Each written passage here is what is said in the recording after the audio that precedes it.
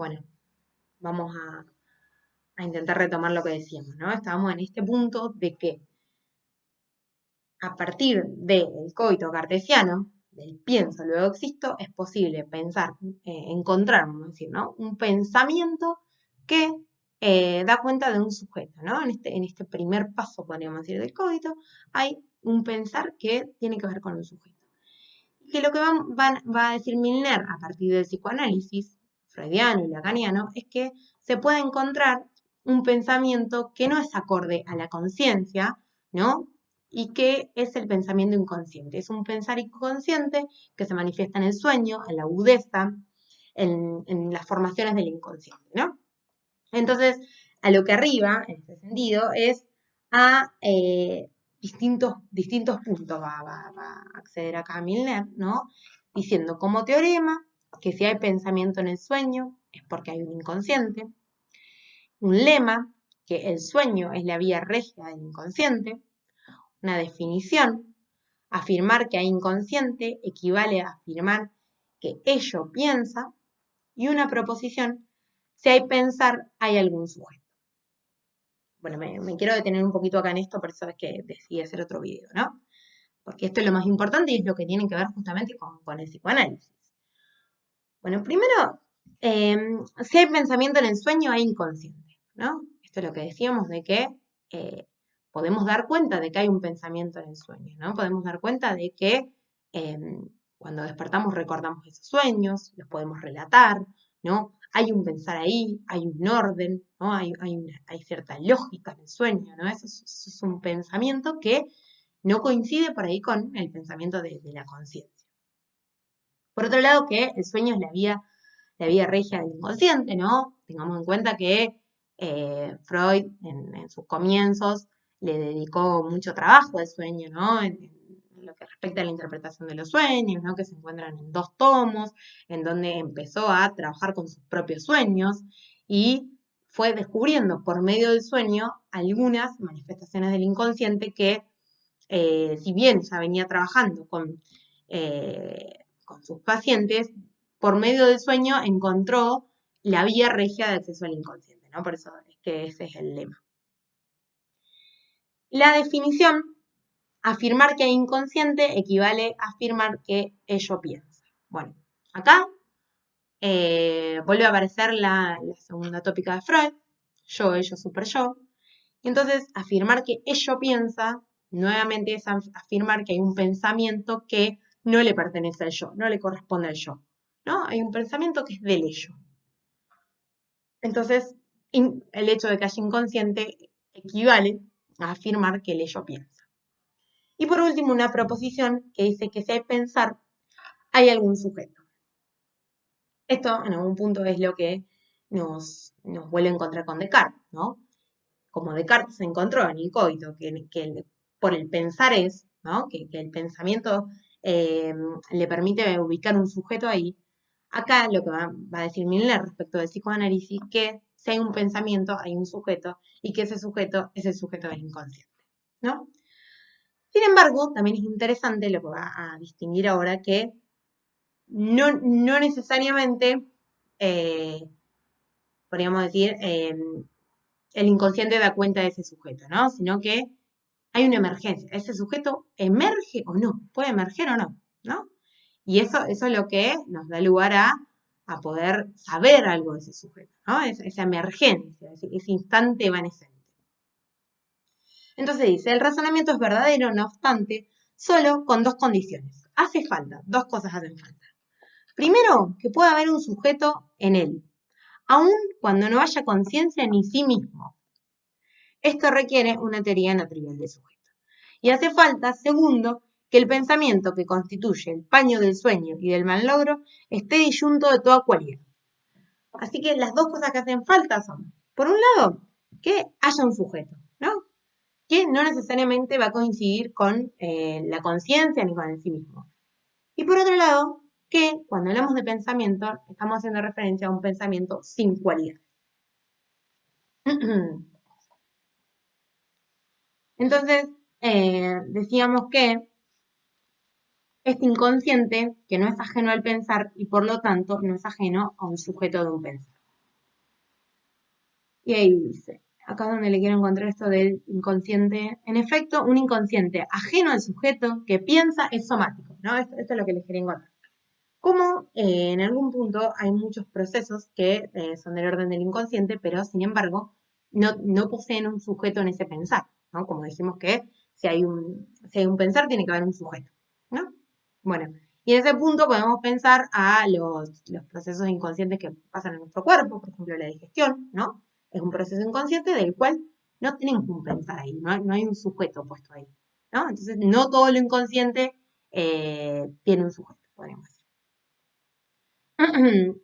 Entonces dice, el psicoanálisis tiene que ver con la verdad y la palabra. Exacto. Dice que cuando el inconsciente es ajeno a ese pensar, que por ende no hay un sujeto ahí del pensamiento, tiene que ver con lo somático. Esto que le decía, ¿no? Con algo del orden del cuerpo, con los procesos como pueden ser la digestión, ¿no? Son inconscientes porque no tenemos noción de ella, no acceden a la conciencia, ¿no? Desconocemos que eso se está dando, en qué momento, de qué forma, cuánto dura, ¿no? Y sin embargo dice que ese inconsciente ajeno al sujeto es somático, pero lo somático no tiene que ver ni con la verdad ni con la palabra. Y sí es con eso con lo que tiene que ver el sujeto del inconsciente, ¿no? Con la verdad y con la palabra. El inconsciente, en tanto que el psicoanálisis tiene que ver con él, no es pues ajeno ni al sujeto ni al pensamiento. Como contrapartida, ni el sujeto ni el pensamiento exigen la conciencia. Así que bueno, en este punto, esto yo, a ver si acá hay algo más. Ah, bueno, me faltó el final. Esto es lo más importante de pensar por qué. Milner termina diciendo que en Lacan no hay una teoría de la ciencia, sino más bien un doctrinal de ciencia. Y va a decir que la hipótesis del sujeto de la ciencia, la ecuación de los sujetos y la interpretación que implica de Freud son específicas de Lacan, ¿no? Acá lo que hace Milner es retomar todos estos aportes que fue haciendo de los distintos autores y también en relación a este modo geométrico de elaborar esta escritura. Y entonces mencionó a Coiré, Koyev, Descartes, ¿no? Cómo cada uno aportó determinada cosa para terminar diciendo lo que aportó Lacan. Entonces dice que los aportes de Lacan son la hipótesis del sujeto de la ciencia, la ecuación de los sujetos y la interpretación que implica de Freud. Y la articulación en conjunto de esos tres es lo que nos da la posibilidad de hablar en Lacan de un doctrinal de ciencia, ¿no? Acá está la cita en la página 45, se las leo. Dice, por ello es justo hablar, a propósito de Lacan, no de una teoría de la ciencia, ni siquiera de una epistemología, sino de un verdadero doctrinal de ciencia. Se designará así específicamente la conjunción de las proposiciones sobre la ciencia y las proposiciones sobre el sujeto, ¿no? Para el que se pregunte qué es un doctrinal, ahí está, ¿no?